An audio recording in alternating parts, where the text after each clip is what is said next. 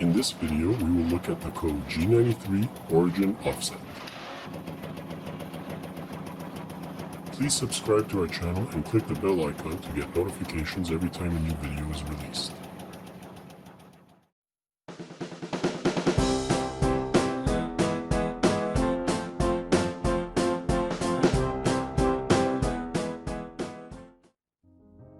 From the beginning of this tutorial series, we have used the bottom left-hand corner of the sheet as the origin, or X0, Y0 point. In this video, we will use G93 Origin Offset to temporarily move this origin point. In the first video of the series, we saw that the origin point was the bottom left-hand corner of the sheet. All our programming was done by using coordinates measured from that origin X0, Y0 point. G93 gives us the ability to move the origin point. Let's look at an example. We see we have a part with one hole. The 0.25-inch hole is at X4, Y3 on the part, and the part is positioned at X4, Y2 from the corner of the sheet. We could easily punch that hole by giving the actual position from the origin using X8, Y5, T203. Another way would be to move the origin point and punch the hole giving coordinates from the new origin point. So we see here that we move the 00 point to X4, Y2 using G93. From that line on, every coordinate we specify is measured from the new origin point.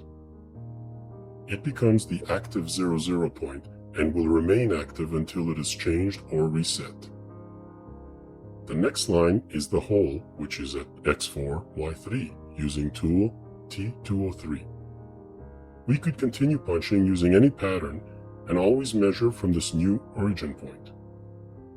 If we look at the next line, we see that we move the origin point to the original 00 point on the sheet.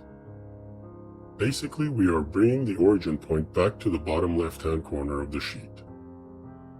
The control will always remember where the original 00 point is, as it was specified with the G92 code in the beginning of the program.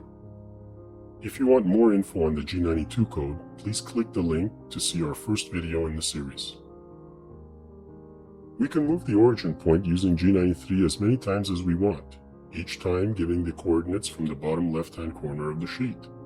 The last G93 code that the control reads remains active until it is changed with another G93 or reset by G50. We can also cancel the current offset by using G93 X0, Y0, which brings back the original origin point. So why use this code?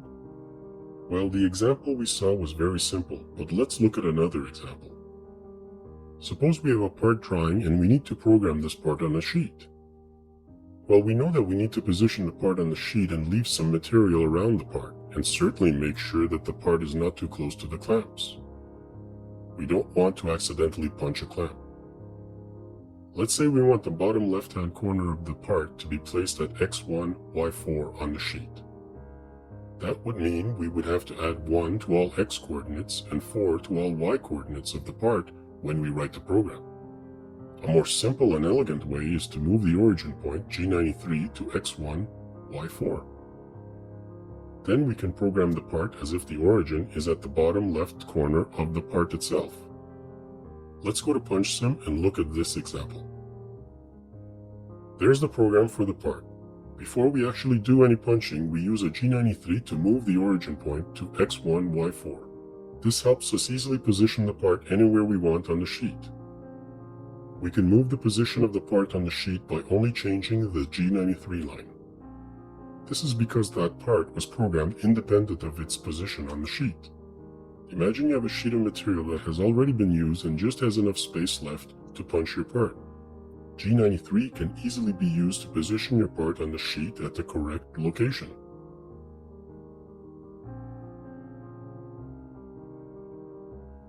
We can easily punch a second part by specifying a new origin point and repeating the same punching for the part. If you want more information on the PunchSim software, click the link to visit cncsoft.com. Remember, you can use G93 as many times as you need in a program. The coordinates in the G93 are always measured from the true origin of the sheet. The last G93 will remain active until it is changed or reset by G50. You can always cancel an origin offset by using G93 X0Y0. That covers G93 Origin Offset. If you have any questions or comments, please post them below or email us directly at support@cncsoft.com.